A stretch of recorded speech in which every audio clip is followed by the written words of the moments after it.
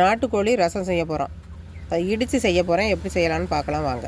நாட்டுக்கோழி இடித்து ரசம் வைக்கிறதுக்கு தேவையான பொருட்கள் இது வந்து நாட்டுக்கோழி எலும்பு எடுத்து வச்சுருக்கோம்.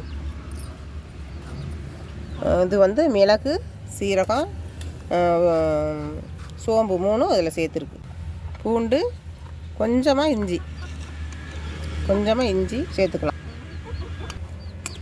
சின்ன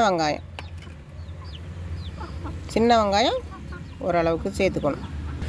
வரமிளகா இன்னும் தேவையான அளவு போட்டுக்கலாம். நாங்கள் ஒரு 4 மிளகா போடுவோம், நீங்கள் தேவையான அளவு போட்டுக்கணும். மிளகு, சீரகம், சோம்பு இப்போ இடிக்க போகிறோம்.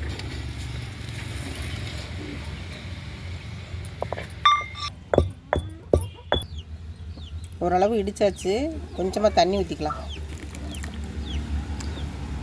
இதில் பூண்டு சேர்க்க போகிறேன்.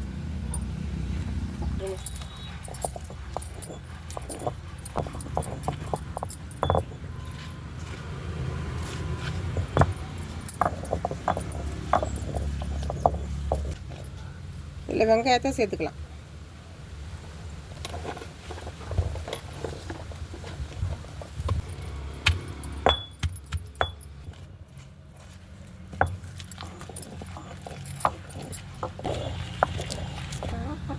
வரமிளகாயை சேர்த்துக்க போகிறோம். 4 மிளகா போட்டால் போதும். மிளகு அதிகமாக சேர்த்துருக்கிறதுனால எங்களுக்கு காரம் கரெக்டாக இருக்கும். நீங்கள் உங்களுக்கு அதிகமாக தேவைப்பட்டுச்சுன்னா நீங்கள் மிளகாயை சேர்த்துக்கலாம். ரொம்பவும் மைய அரைக்கக்கூடாது, அந்த அதில் பதிலாக இருக்கணும். இந்த மாதிரி மைய அரைக்க வேண்டாம். இந்த மாதிரி குறை உரப்பாக இருந்தால் போதும். மையா இல்லாமல் இந்த மாதிரி குறை உரப்பாக இருக்கணும். நாட்டுக்கோழியை சுத்தம் பண்ணி வச்சுருக்கேன். இதை அதில் போட்டு இடிக்க போகிறோம்.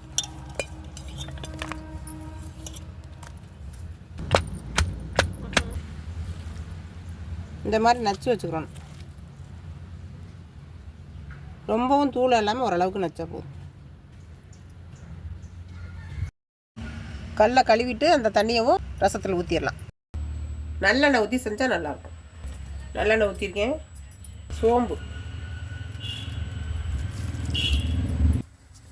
இலை, பட்டை, 2 கல்பாசி, 2 ஏலக்காய், கருவேப்பிலை போட்டுக்கலாம்.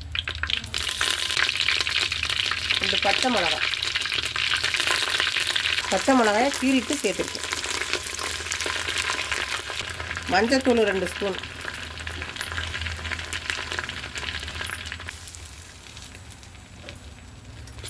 இடித்து வச்சுருக்கோம்ல நாட்டுக்கோழி, அதில் மசாலா சேர்த்துருக்கோம்ல இடித்து, அதில் போட போகிறேன்.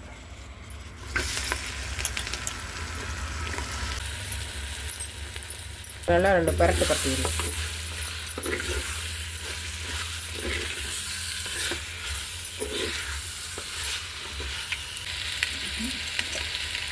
இப்படியே நான் நறுக்கி 2 நறுக்கி வச்சுருக்கேன். அதை இப்படி கரைச்சி விட்டுக்கலாம்.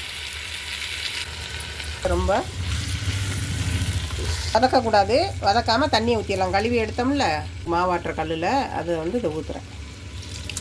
சேர்த்துக்கலாம். அதில் சேர்த்துக்கலாம். தேவையான அளவு தண்ணி ஊற்றிக்கலாம். நமக்கு ரசம் தான் தேவை.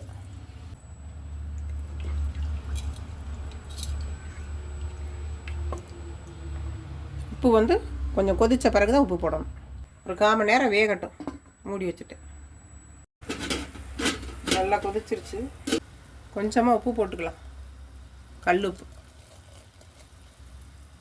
கொத்தமல்லியை தூவிக்கலாம்.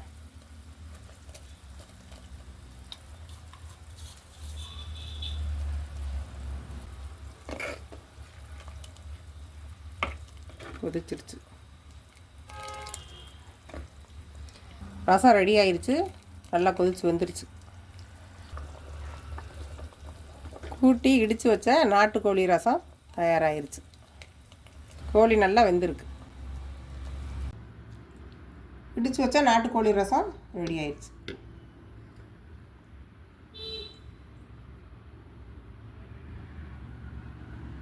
நல்லா வெந்துருச்சு. நல்லா ருசியாக இருக்குது நாட்டுக்கோழி ரசம்.